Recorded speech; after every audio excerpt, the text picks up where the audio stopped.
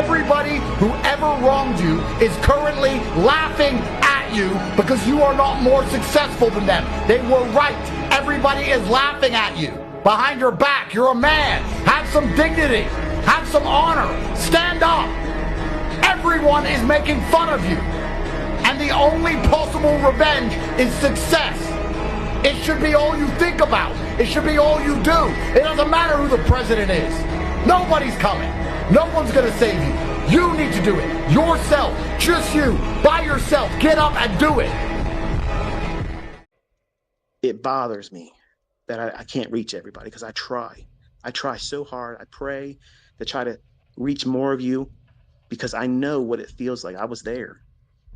I know what it feels like when you know you can do it, but it just seems like it's just outside your reach. Your fingertips are just almost touching it. You can see it. You can almost grab it.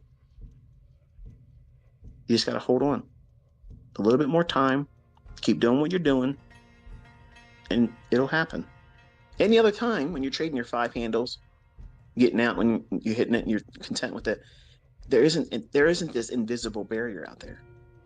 But then when you start wanting to do more, where you know if you could be consistent with this just a few times a month, wow, what would that do for your trading? Man, that would really set you apart.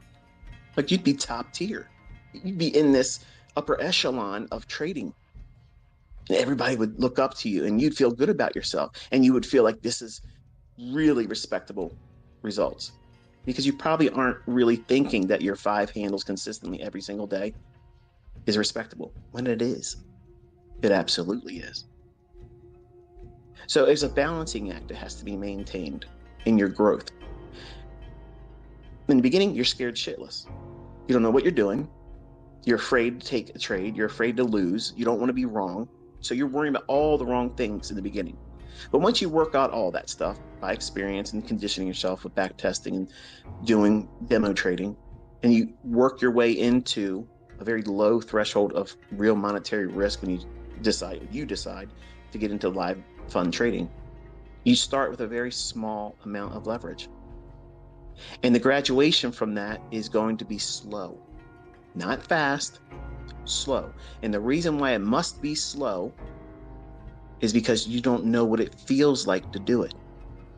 When you start building up these larger positions, whether it be a funded account challenge or whether it be now you're funded with a company or you're trading with real money, those things are going to be heavyweight factors on your psyche because you're going to be constantly worrying about, did I do this right? You're going to know that you did it too soon. Guaranteed it's going to happen. You're going to feel that.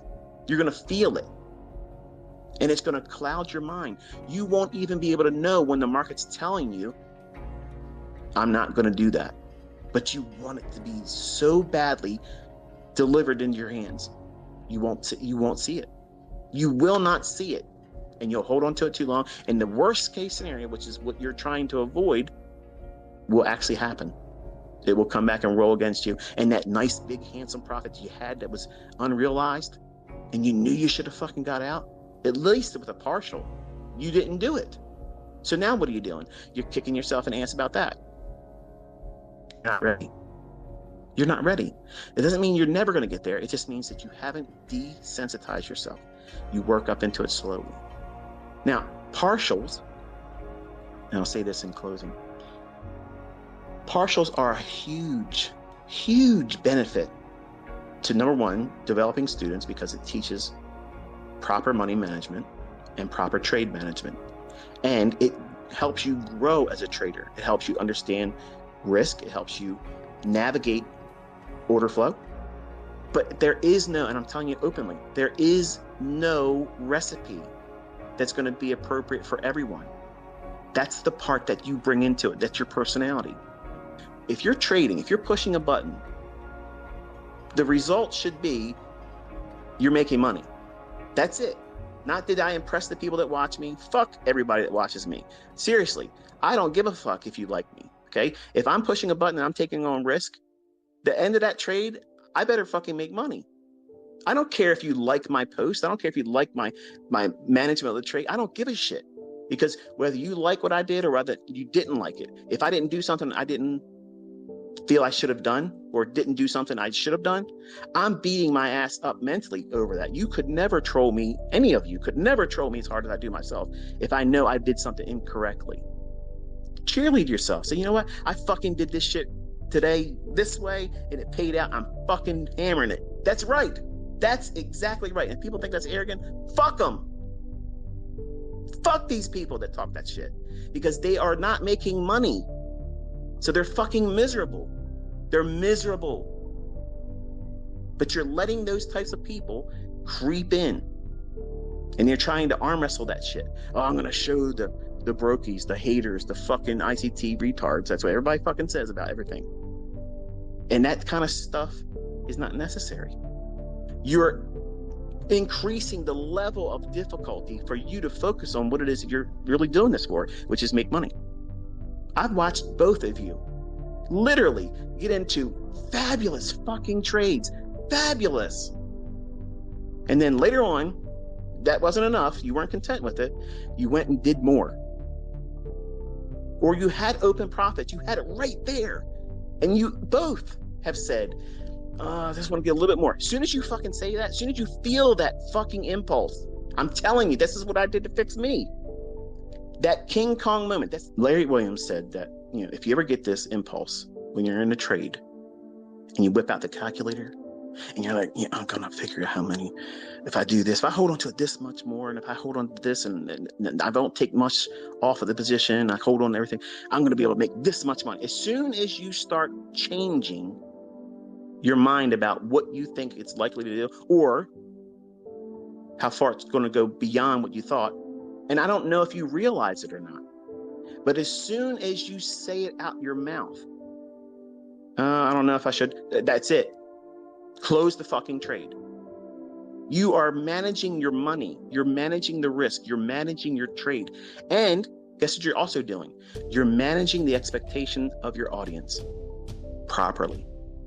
That means you are seeing something, your audience is watching you, and then now what are you doing?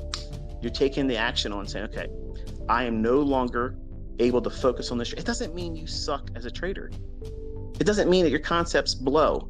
It just means that you, as the operator, working in that market environment, you now have to pull the plug on the trade. And guess what you're doing? You're pulling the fucking trade at the height of the profitability while you're in the trade. If you just focus on what the fuck you're doing, and when you get these little vibrations that tell you, you know what's probably turning, close it. I've been doing it longer, and I would not look at that as weakness. But you probably think it's weakness. Oh, I got another trade, I bailed. Who the fuck is going to sit around and say, you're in thousands of dollars in profit and you collapsed it at the height of the trade, right then and there, it went further, but that's a failure? Nobody would say that.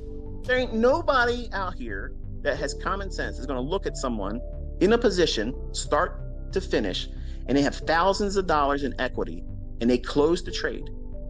No one is ever going to say that's a fuck up. No one's ever going to say that's a failure. No one is ever going to say you did that wrong. And if they did, they're full of shit. But because you're trying to make these monumental Olympic-sized feats, the real sole reason what you're doing it for, you've made this something other than trading. You've made it an action movie. You've made it I don't know. You've lost the plot. And so many of my students and everybody else out there that teaches, I'm sure you have students too, that have done this shit. They lose the plot. You're in this to make money. You grow from a starting point that's rather modest, and you graduate over time, adding a little bit more and a little bit more. And you may discover that you won't become a 100-handle trader, but you can beat the fucking socks off of 30 and 40 handle runs. And you can find them all week long, up, down, sideways, everywhere. But a 100-handle run might not be your thing. Right when you feel that uncomfortable point, at the height of your trade, that's when you're doing it. You know subconsciously you should be closing that trade. You know it. But what you're really wrestling with is not because you're afraid that it's going to go and run in your favor. You're afraid if it does do that, that the audience is going to say, you fucked up, you didn't get that big run. That's really what's going on. That's what's going on. And you're not wanting to close the trade at the height of the trade's profitability when you're feeling that uncomfortable threshold because you haven't been there enough times yet. You're not desensitized. This is all new territory for you. And it's awesome watching it. It's fucking amazing watching it. I love it. I wish more of you would do it. I would watch the shit. I'm telling you, I would. But when you feel that discomfort, that's growing pains. That's you doing that last repetition to failure. Stop. Don't go anymore. You're not going to get any more muscle growth. Stop right there. Then watch and see what happens. Does it run to your objective where you thought it was going to go? Or does it turn back on you? And then measure that with your journal. Just say, hey, this is what I did that day. This is how much I got out. This is exactly the moment where I felt uncomfortable. I closed it here. And then record what you took away from that as a positive reinforcement. And then each time you do that, just like weight training, you'll be able to add another 2-pound plate, 5-pound plate, 10-pound plate, one more repetition, one more set, and you'll go beyond and grow.